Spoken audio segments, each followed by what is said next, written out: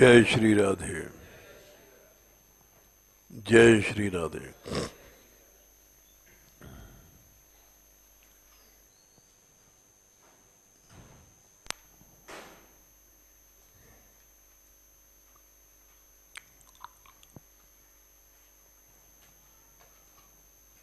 कल रात को हम गए थे वृंदावन।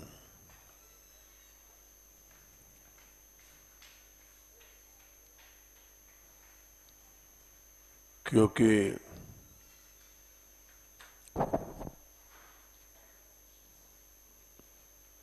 कृपालु जी महाराज का अस्थि कलश था,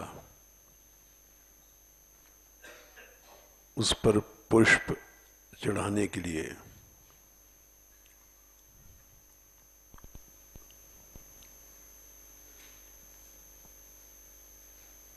वहां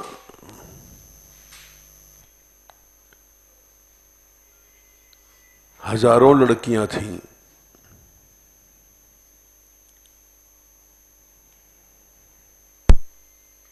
हम तो समझते थे हमारे यहाँ ही लड़कियां ज्यादा हैं,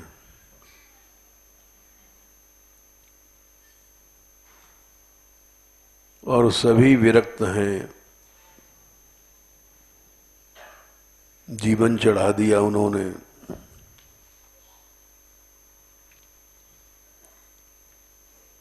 भगवान नाम प्रचार में लगी हुई हैं।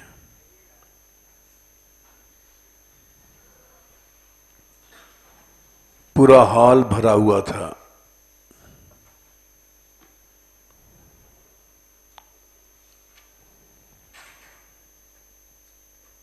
ये भी गए थे, राधाकांत भी थे, मुरली भी थी।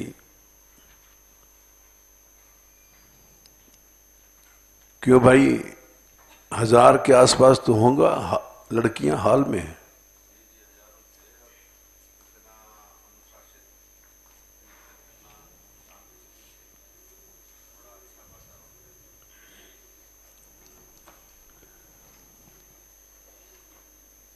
और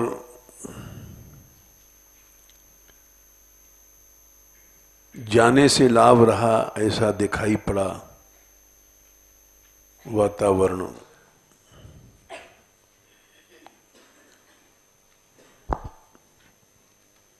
सतत कीर्तन चल रहा था।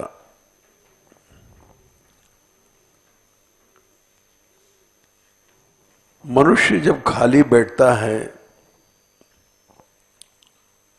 तब उसको काम क्रोध मोह लोभ सताते हैं।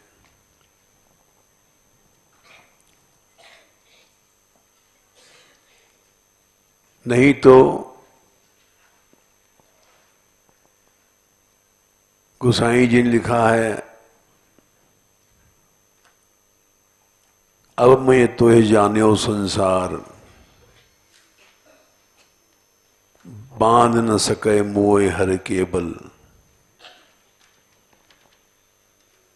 माया को चुनौती दिया उन्होंने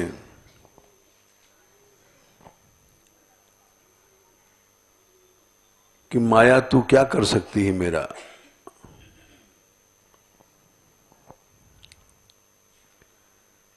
एक कहावत है, an empty mind is devils workshop.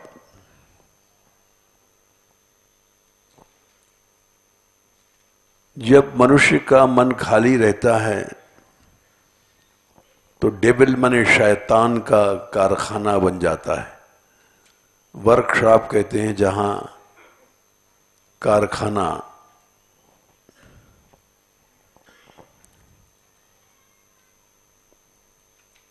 वही व्यक्ति गिरता है जो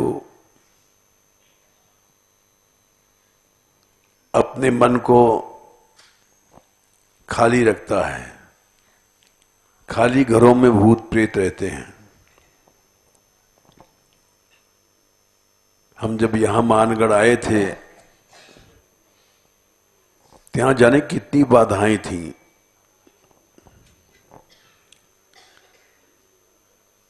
कोई सोता था तो उसकी छाती पे दिखाई नहीं पड़ता था, आके चढ़ बैठा और डर के भाग जाता था।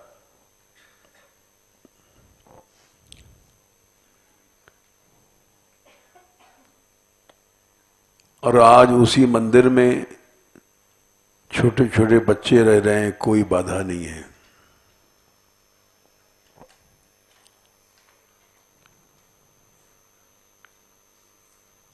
जबकि बच्चों को और स्त्रियों को बाधाएं बहुत सताती हैं।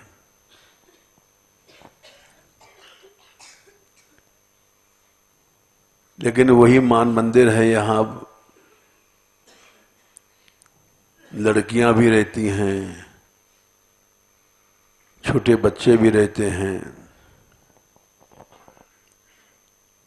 और कोई बाधा नहीं है।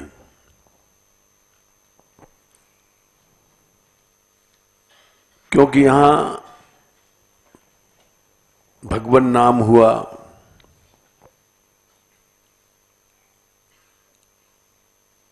और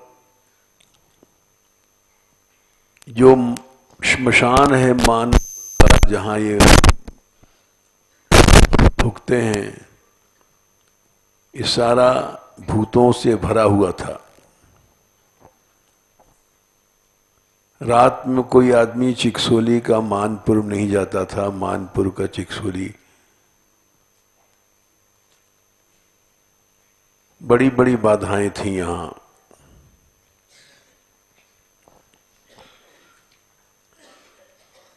अब सब दूर हो गई। ये भगवान नाम का चमत्कार हमने देखा।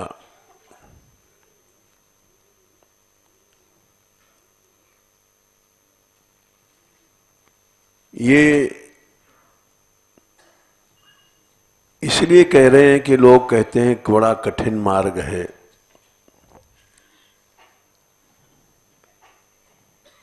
कठिन वठिन कुछ नहीं है। कठिन तो तब है जब हम भगवान से दूर रहते हैं।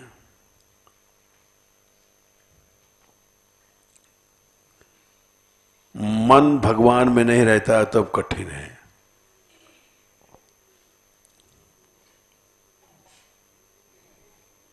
भगवान ने प्रतिज्ञा किया है गीता जी में 8/14,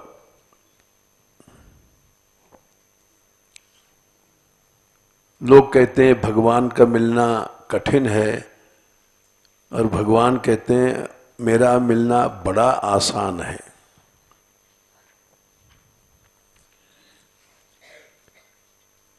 अनन्य चेता सततम यो माम स्मरति नित्यशः। ये भगवान की वाणी है,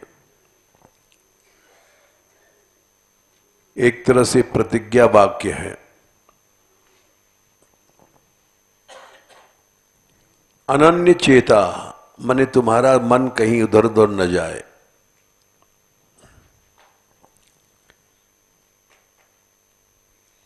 जो मेरा नित्यशः नित्य स्मरण करता है,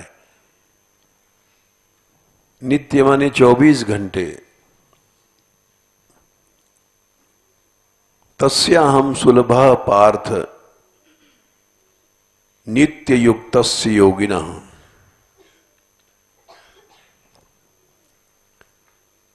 उसके लिए मैं सुलभ हूं, बहुत जल्दी मिल जाऊंगा। नित्य युक्त हो जाओ।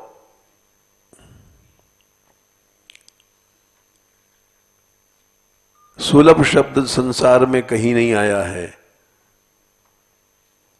इसी में भगवान का वाक्य है कि भगवान मेरा मिलना बहुत आसान है।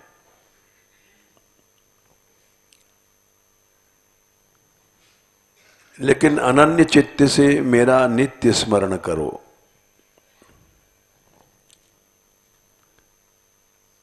कल हम रास्ते में यही बता रहे थे श्री जी को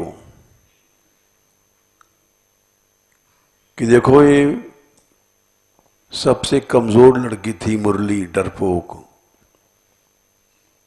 आज सभाओं में बोलती है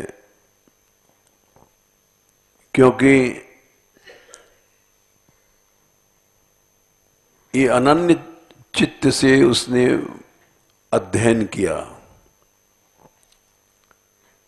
हजारों श्लोक रट डाले,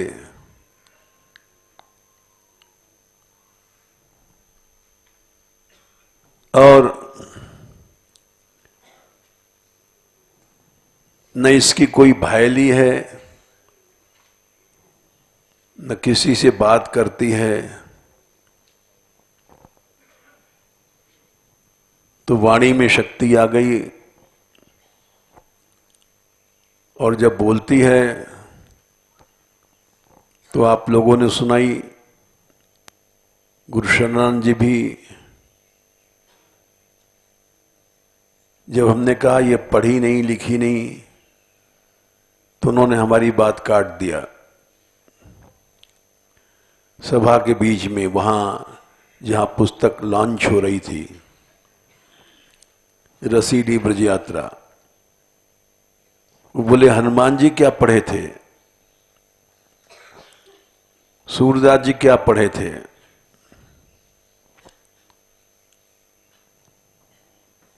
तो हमने कहा देखो ये भारतवर्ष के प्रसिद्ध महात्मा हैं, इनके आश्रम में ही मुरारी बापू, ओझा, ये बड़े बड़े महात्मा आते हैं, कथाएं होती हैं, और आज ये हम मना कर रहे हैं, ये पढ़ी नहीं लिखी नहीं लड़की, और हमारी बात काट रहे हैं। एक लड़की में इतना प्रभाव कैसे आ गया?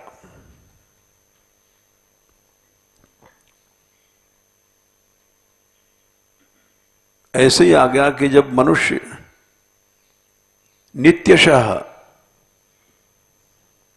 नित्यशः लगा रहता है तो भगवान आ जाते हैं उसके हृदय में। माया क्या चीज है, ये हम इसलिए सुना रहे हैं कि जितनी लड़कियां हैं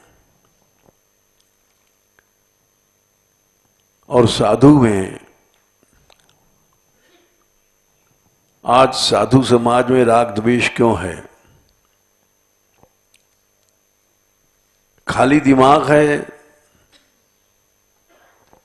तो किसी की निंदा, किसी की स्तुति, काम क्रोध, सब यही सब झगड़े लगे रहते हैं।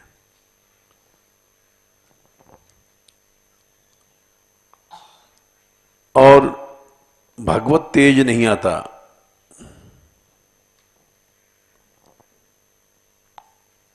राग द्वेष से ही हम लोग घिरे हुए हैं। साधु तो बन गए हैं, लेकिन राग द्वेष नहीं गया।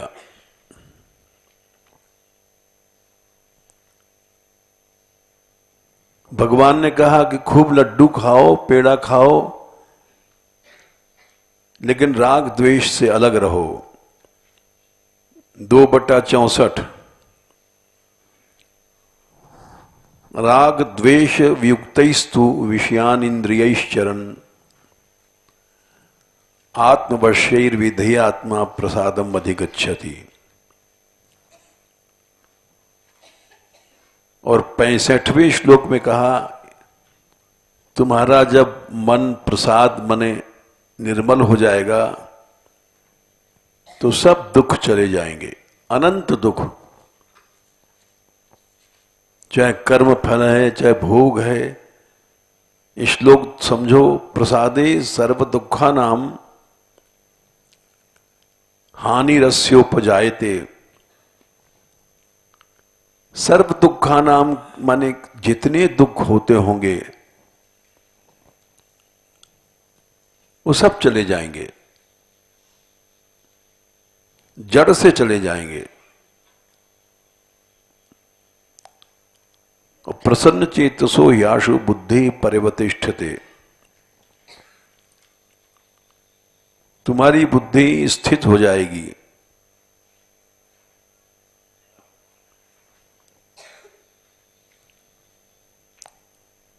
इस सब के बीच में इसीलिए कह रहे हैं कि तेजस्वी बनना है या माया से लड़ना है, जीतना है, तो कपड़े बदलने से कुछ नहीं होता।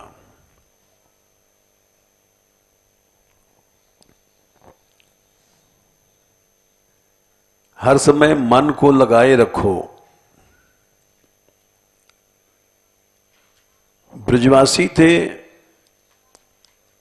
क्या कारण था कि ब्रह्मा शंकर उनकी पूजा करते थे?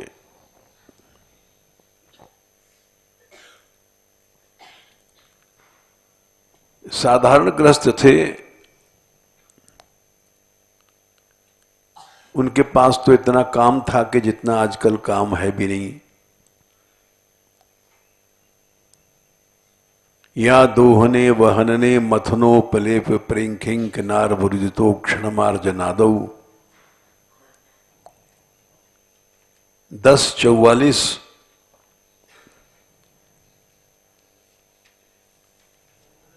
15 है। गैया दूहती थी, अब हनन कहते हैं धान कूटना। अब तो बना बनाया चावल लाओ, बना बनाया आटा खरीद लाओ, चक्की का पिसा। पहले जांता में चक्की नहीं थी दुनिया में, जांते में आटा पीसती थी और धान खुद कूटती थी, उससे चावल निकालती थी, उसको अवहनन कहते हैं। उपलेप कहते हैं घर को लीपना। कच्चे घर थे, सीमेंटेड मकान नहीं थे,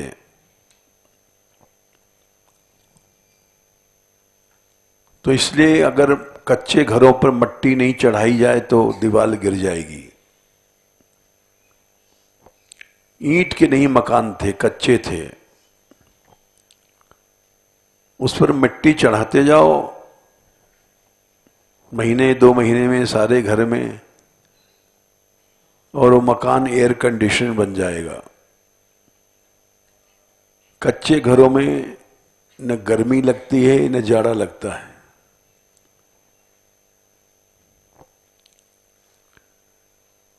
तो उपलेप कहते हैं मट्टी चढ़ाना, लेपन करना। आजकल तो कोई उपलेप नहीं कर रहा है, सब लोग सीमेंटेड मकान में रह रहे हैं। गरीब से गरीब आदमी भी है, वो भी सीमेंटेड मकान में रह रहा है।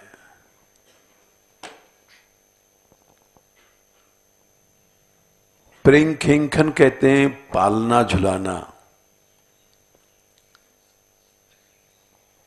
छोटी छोटी क्रियाएं हैं। बोले पालना क्यों झुलाती थी? इतना टाइम नहीं था कि बच्चों को खिलावें। पालना में डाल दिया, एक धक्का मार दिया, बच्चा झूल रहा है, चुप हो गया, रो नहीं रहा है।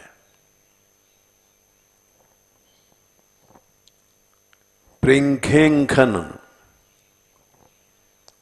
अर्भरुदितो, बच्चा रो रहा है तो इसलिए पालने पे डाला गया। बच्चे को कौन गोद खिलाएगा?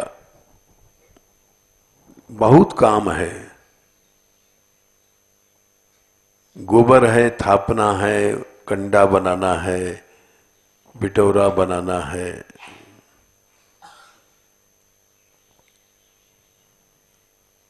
तो इसलिए बच्चा नहीं खिला सकती हैं। अर्भरुदित, बच्चा रो रहा है तो पालने में डाल दिया।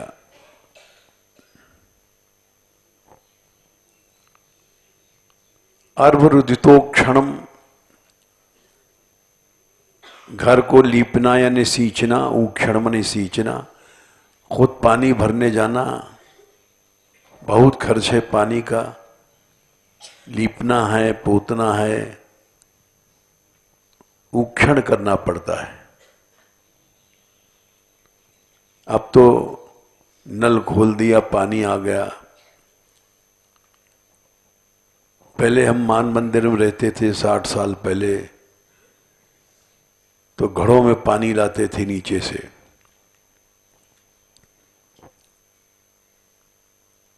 और राधाष्टमी रंगीली पर यहां पानी पिलाते थे, 50 घड़ पानी लाते थे। ये नीम जो लगी है, ये लगाई गई है, पेड़ों को लगा के सींचते थे। बहुत से पेड़ बाहर लगे हैं। अब तो कोई पानी लाने की जरूरत नहीं है, बिजली से पानी आता है। मार्जन आदौ, मार्जन माने बुहारी लगाना। इतने काम में गायंती चैनम अनुरक्त धियो श्रुकंठ्यो, हर समय गाती रहती थी भगवान की याद में उनकी लीलाएं। हो गया भजन।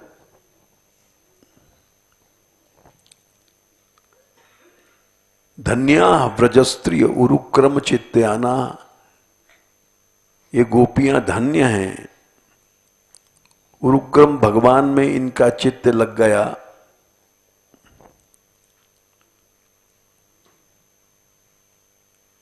धन्या व्रजस्त्रिय उरुक्रम चित्त्याना।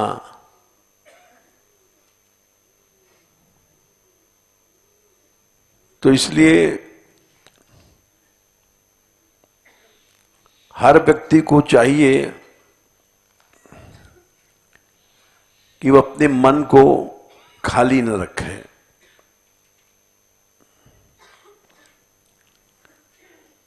मन खाली रहा और तुम गिर जाओगे। काम भी आएगा, क्रोध भी आएगा, लोभ भी आएगा। वयम प्रमत्यस्य वनेष्वपि स्यात् यतः सा आस्ते सह षट सपत्नः। ऋषभ भगवान ने कहा 5वें स्कंद के शुरू में, 5वें अध्याय में,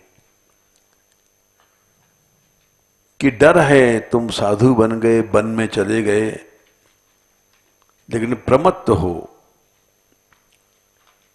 नहीं, तुम्हारा मन एम्प्टी है, प्रमाद। तो तुम कुछ नहीं पा सकते हो।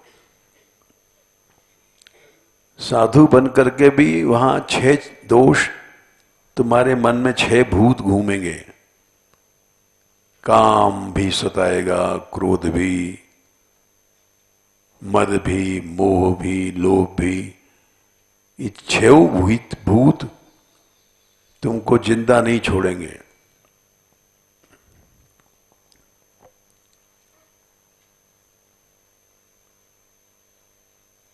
जितेन्द्रियस्य आत्मरतेर्बुधस्य गृहाश्रमः किम निकरोत्य बुद्ध्यम।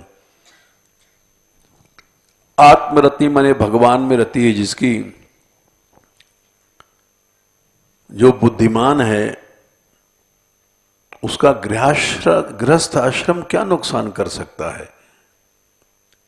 स्त्री फिस्त्री क्या नुकसान करेगी बेचारी?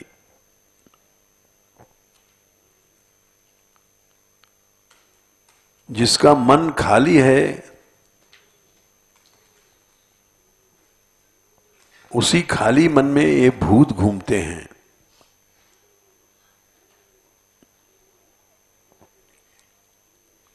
भगवान ने कहा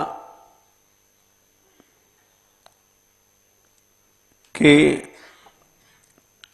अर्जुन 8/27 में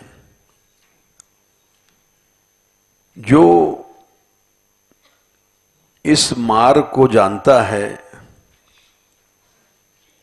शुक्ल मार्ग, कृष्ण मार्ग या ज्योति धूमादि गति, मरने के बाद जीव या तो धूम मार्ग से जाएगा या तो अग्नि अर्ची मार्ग से, भगवत धाम में अर्ची आदि गति से जाता है, स्वर्ग आदि में धूम मार्ग से जाता है। तो जो सोचता है कि मरने के बाद क्या होगा, हम कहाँ जाएंगे, कैसे जाएंगे, तो वो नैते श्रुति पार्थ जानन योगी मुह्यति कश्चन, वही योगी है, वो कभी मोह को प्राप्त नहीं होता, क्योंकि उसको फिक्र है कि मरने के बाद न मां काम में आएगी, न बाप आएगा, न पति आएगा, न स्त्री काम में देगी। प्राण लिए जमजात मूढ़ मति देखत जननी तात। माँ बाप के सामने बच्चा मर रहा है, माँ बाप बचा नहीं सकते। पति के सामने स्त्री मर रही है, पति बचा नहीं सकता। एक व्यक्ति था, हमारे पास आता था, पंजाब का, एक दिन आया और बोला, महाराज हमको आशीर्वाद दे दो। क्या मांगते हो भाई? हमारी स्त्री मर जाए। हमने कहा राम राम राम, ये आशीर्वाद तुम हमारे पास लेने आए हो? ये तो तुम हत्यारे हो क्या? बोले महाराज, मैं जितना प्यार करता हूं अपनी स्त्री से शायद कोई करता होगा। हमने कहा भाई ये तो कोई प्यार नहीं है। बोले कारण है, उसको नीचे कहीं कैंसर हो गया किसी अंग में, तो रात भर चिल्लाती है कष्ट में, मैं बचा नहीं सकता उसको। कैंसर का इलाज भगवान ही बचावे, नहीं बचता नहीं आदमी। मैंने बहुत इलाज कराए, वो रात भर चिल्लाती है, तो हम सोचते हैं कि भगवान इसको मृत्यु दे दे तो अच्छा है, इससे छूट जाएगी बेचारी।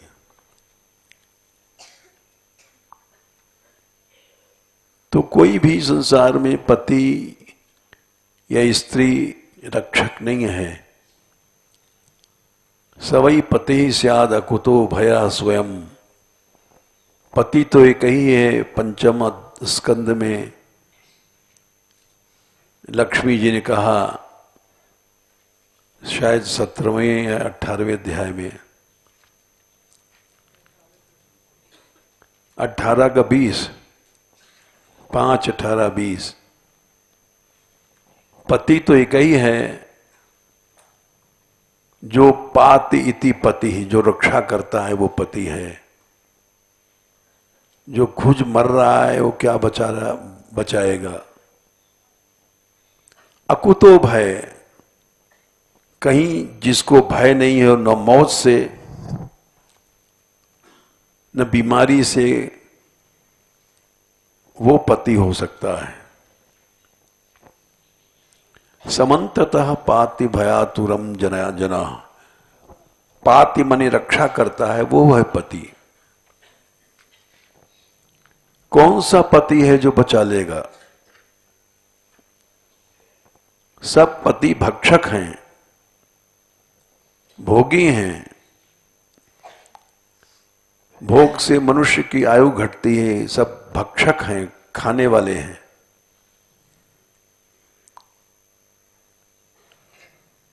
समन्ततः पाति,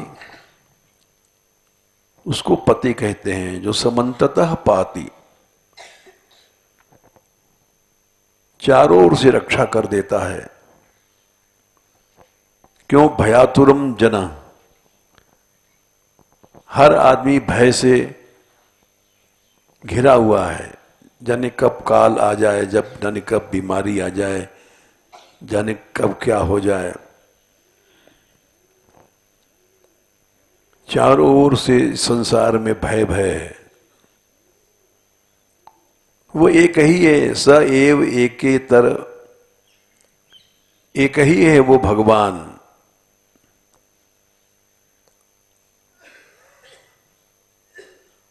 और नहीं तो सब जगह भय है। उसको परम पति कहते हैं। एक है वो मिथो भयम। दो चार अगर पति मान लेंगे तो भय हो जाएगा। एक कहेगा पानी बरसाओ, दूसरा कहेगा नहीं हवा चलाओ, तीसरा कहेगा कुछ। ईश्वर एक ही है। वो क्या चाहता है वो पति? नैवात्मलाभाद अधिमन्यते भवान। वो पति कुछ नहीं चाहता है। वो चाहता है कि तुम हमारी पास आ जाओ। क्यों मरते हो संसार में? क्यों फंसते हो? काल के मुंह में क्यों जाते हो? आत्मलाभ चाहता है वो पति भगवान। हर जीव आत्मलाभ कर ले।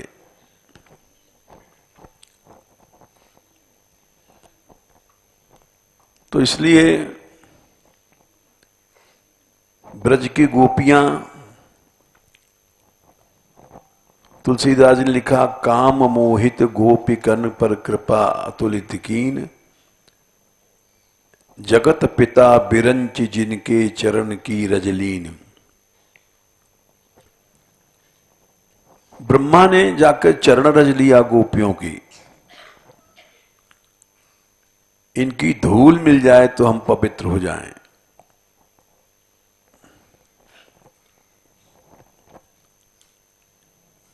इतनी मोहित हुई थी, यद्यप काम भाव से मोहित थी, लेकिन वो कामनाएं उनकी संसारियों के प्रति नहीं थी, हाड़ मास के पुतलों के प्रति नहीं थी, भगवान के प्रति थी।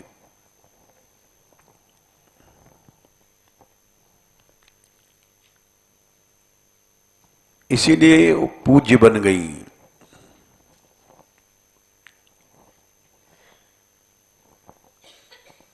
ऐसी कौन प्रभु की रीत। ये भगवान की रीति क्या है समझ में नहीं आती।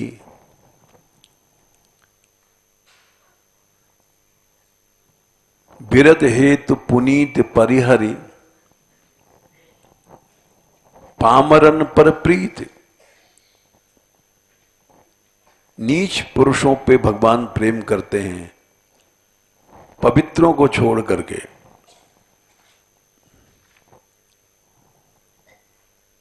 पुनीत माने पवित्रों को छोड़ करके जो पामर हैं, अधम हैं, उनसे प्रेम करते हैं।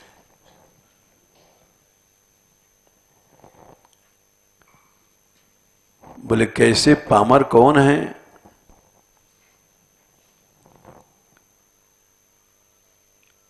गई मारन कूट पूतना, कुछ काल कूट लगाए।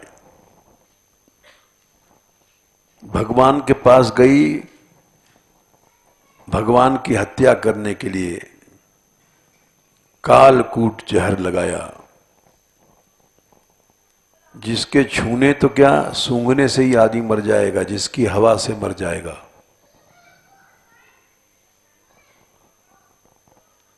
दुर्वासा की शिष्या थी पूतना, सिद्ध थी। कालकूट तो जहर सबको नहीं मिल सकता, तो खाली महादेव के पास है।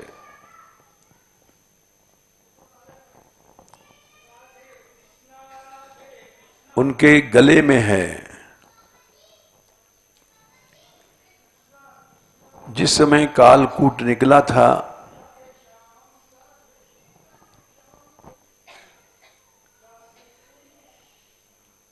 उस समय सारा संसार जलने लग गया था। ये लग गया कि सारी सृष्टि जल जाएगी।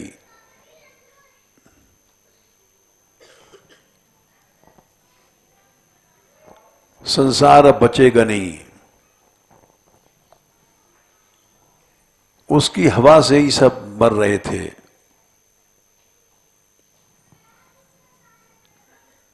जैसे एटम बम जब गिरता है तो विस्फोट होता है और उसकी हवा से ही लोग मरते जाते हैं।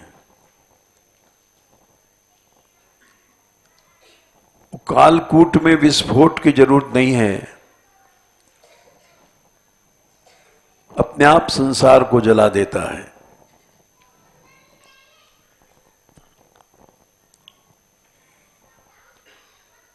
तो उसको कौन झेलेगा? भगवान ने कहा कि इस कालकूट को भोलेनाथ, महादेव, शंकर ही महान तपस्वी हैं, वो इसको संभाल सकते हैं, यानी पी सकते हैं, इसको हजम कर सकते हैं। जो विष सारे संसार को एक क्षण में जला सकता है, उस विष को पीने की या हजम करने की शक्ति महादेव के पास है। तो तुम लोग जाओ भोलेनाथ के पास।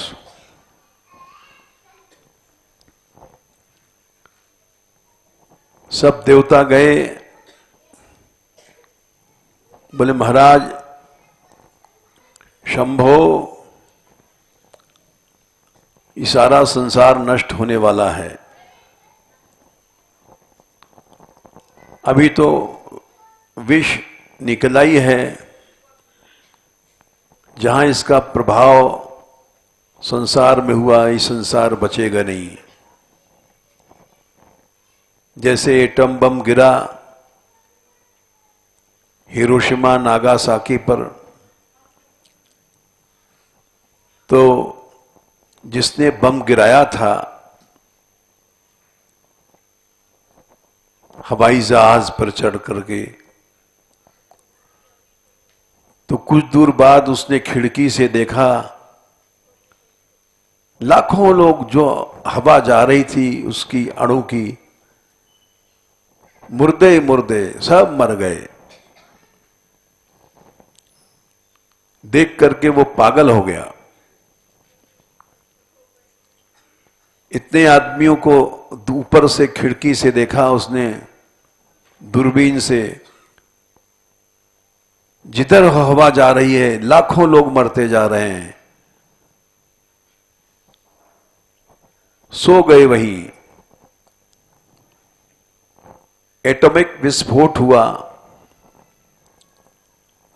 जापान ने हथियार डाल दिए कि एक ही बम गिरा है अभी, हिरोशिमा नागासाकी, ये दोनों मर गए, एक भी आदमी जिंदा नहीं है, न कोई पशु जिंदा है न आदमी जिंदा है, मकान सब झुलस गए। कहीं दूसरा बम गिर जाएगा तो सारा जापान खत्म हो जाएगा। वर्ल्ड वार चल रही थी, जापान ने घुटने टेक दिए। उस विष को लोग गए महादेव के पास, बोले हे भोलेनाथ संसार की रक्षा करो। देवता बोले ये केवल पृथ्वी लोक ही नहीं, देवलोक भी जला देगा।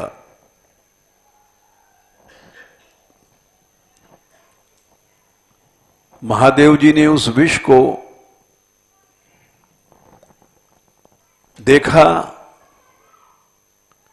किस दृष्टि से देखा? इस विष को हमको पीना है, हजम करना है।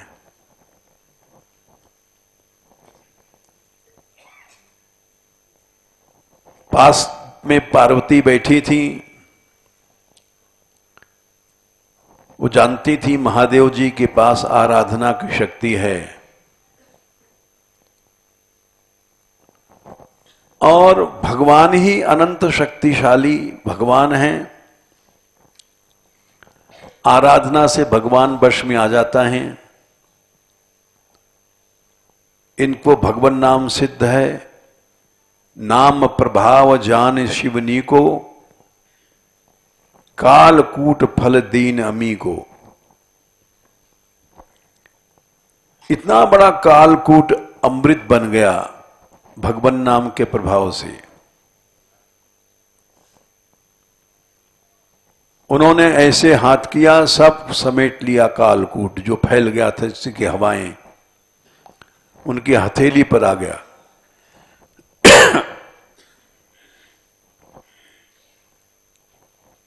तो महादेव जी बोले, पुंसः कृपयतो भद्रे सर्वात्मा प्रीते हरि। हे देवी, जब मनुष्य दया करता है तो उस पर भगवान प्रसन्न होते हैं। इसलिए मैं इसको पीऊंगा। वहां श्लोक आता है, प्रभावज्ञा अन्वमोदत। पार्वती जानती हैं कि ये समर्थ हैं, इनका कुछ नुकसान नहीं होगा।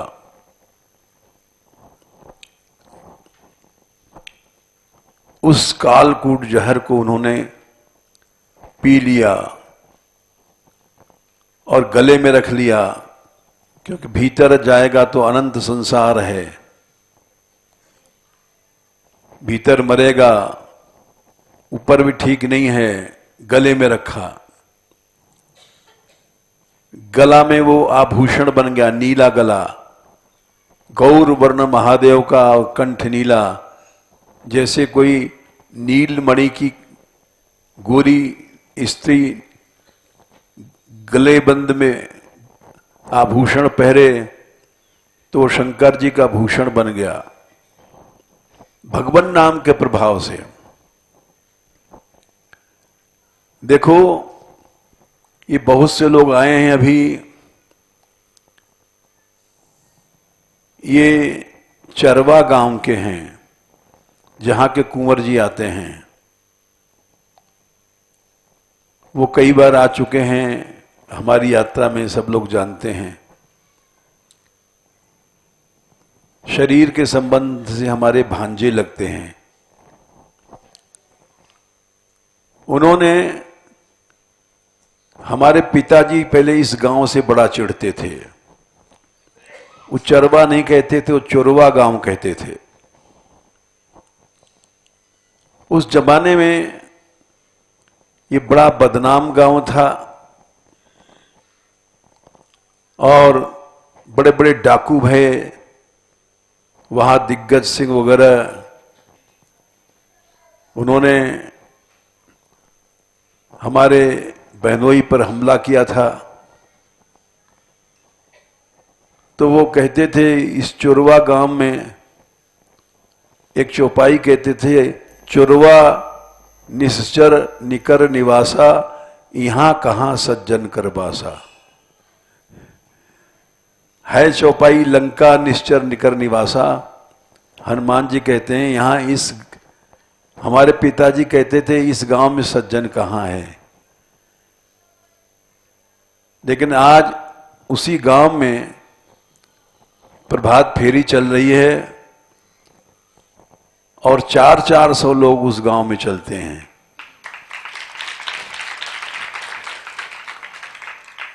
ये भगवान नाम की महिमा है। जिस गांव में एक भी आदमी सज्जन नहीं था, उस गांव में 400 आदमी की प्रभात फेरी अभी हमने सुनी। कोई वहां के महात्मा आए थे, वो बोले, हम लोग मिलना चाहते हैं आपसे। हमने कहा, लाओ, ऊपर लाओ, जरूर मिलेंगे। और 400 आदमी जिस गांव में चल रहे हैं, ये बड़ा भारी चमत्कार होगा। जैसे हमारे गांव यात्रा में जटवारी गांव ब्रज का सबसे खराब गांव था। किडनैप करते थे लोग, अपहरण करके वहीं जमा कर देते थे। जटवारी के नाम से लोग चिढ़ते थे। एक व्यक्ति ने हिम्मत किया कि महाराज आप क्या हमारे गांव में यात्रा रोक सकते हैं? हमने कहा हाँ, तुम्हारे गांव का नाम तो हमने सुन रखा है। बोले हाँ महाराज, इसीलिए हम पूछ रहे हैं। हमने कहा हम आएंगे तुम्हारे गांव में और पड़ाव देंगे। लोगों ने कहा उस गांव में नहीं जाना, न कोई बचेगा नहीं। हमने कहा भाई देखो, घुसने तो दो। घुसे, कीर्तन करते उस गांव के परिक्रमा सारी यात्रा ने लगाई। और वो गांव ऐसा बदला कि हर साल अब वहां पड़ाव पड़ता है।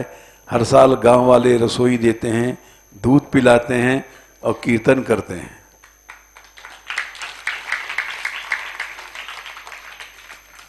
ये भगवान नाम का प्रभाव है। ये भगवान नाम का प्रभाव है। ये मान मंदिर डाकुओं का अड्डा था। हम जब रहने गए भीतर कोठरी में तो खून ही खून पड़ा था। और यहां भक्त लोग हजारों बैठे हैं। रंगीली होली राधाष्टमी पर कई हजार आदमी आते हैं यहां। ये सब भगवान के नाम की महिमा है। इसी भगवान नाम की महिमा से महादेव जी ने उस कालकूट को हजम किया। और कालकूट नाम प्रभाव जान शिवनी को, कालकूट फल दीन अमी अमृत बन गया महादेव जी के लिए। मृत्युंजय बन गया भगवान नाम के प्रभाव से।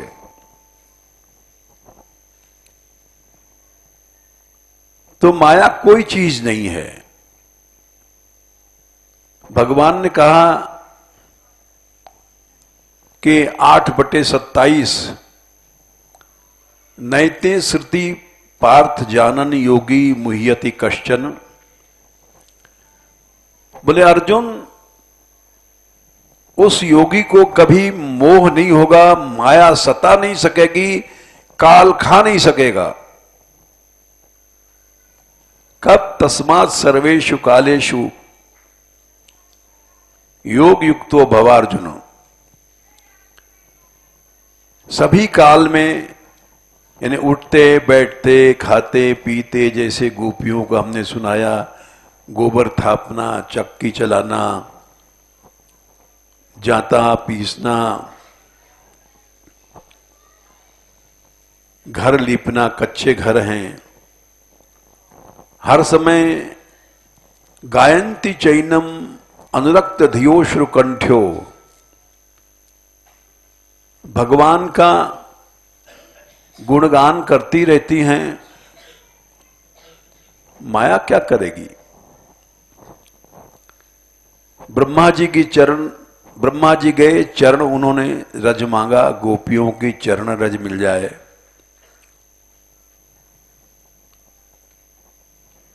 कभी भी क्लेश नहीं होगा, कष्ट नहीं होगा। अशेष संक्लेश शमम विधत्ते गुणानुवाद श्रवणम मुरारे हैं। अनंत कष्ट दूर हो जाएगा अनादिकाल का। जो जमा है हमको भोगने का अभी नहीं मिला है, जिसकी सजा हमको मिलनी बाकी है, वो सब जल जाएगा। भगवान के नाम, भगवान की भक्ति के प्रभाव से। तो अभी किसी ने हमसे कहा, जो इनको लाए हैं बेचारे, उनका नाम तो हमें पता नहीं, लेकिन उन्होंने कहा कि महाराज हम चरबा से आए हैं, बस लाए हैं। अरे हमने कहा अच्छा, बड़ा आश्चर्य हुआ हमको।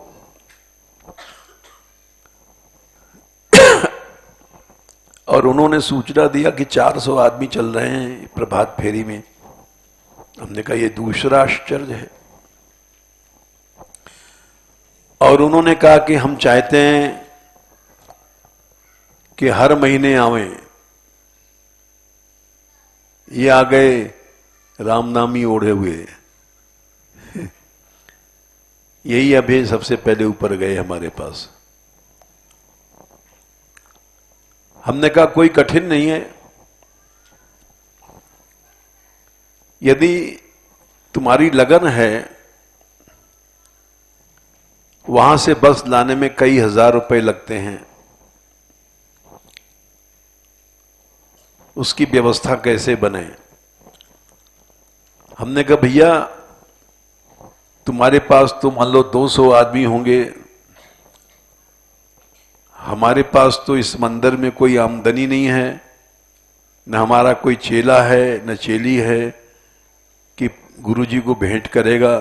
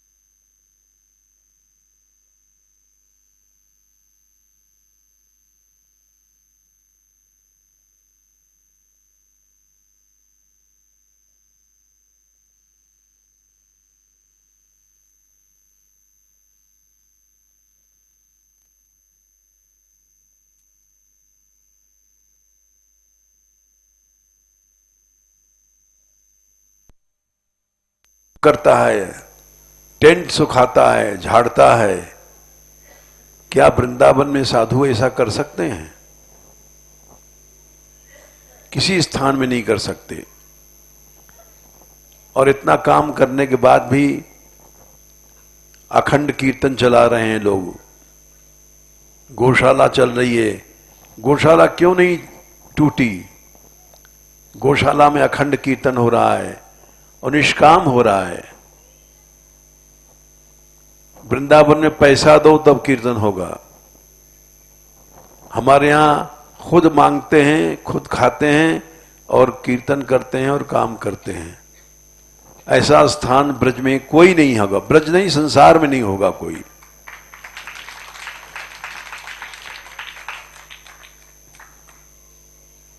इसलिए कि इनका जीवन बंधा हुआ है। सत्संग के बाद सबके दिनचर्या बंधी हुई है, फिर रात में भी कीर्तन, संध्या को कीर्तन। ये सबसे बड़ा योग है। इदम पुंसस तपसा श्रुतस्य वा स्विष्टस्य सूक्तस्य च बुद्धि तत्तयो। नारद जी ने कहा, प्रथम स्कंद 1, 5 और 22 कि भगवान का गुणगान करो, नाम कीर्तन करो, गुण गाओ, सारी तपस्याएं हो गई।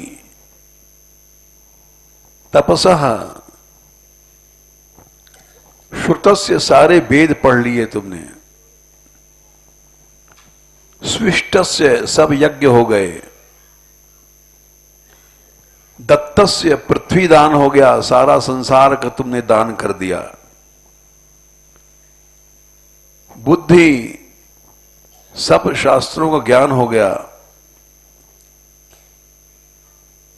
अविच्युतोर्थ, बोले दानवान से तो विनाशी प्रयोजन मिलेगा, स्वर्ग आदि। भगवान का गुणगान करने से अविच्युत अर्थ मिलेगा, अविनाशी। च्युत माने विनाशी, अविच्युत माने अविनाशी फल मिलेगा तुमको।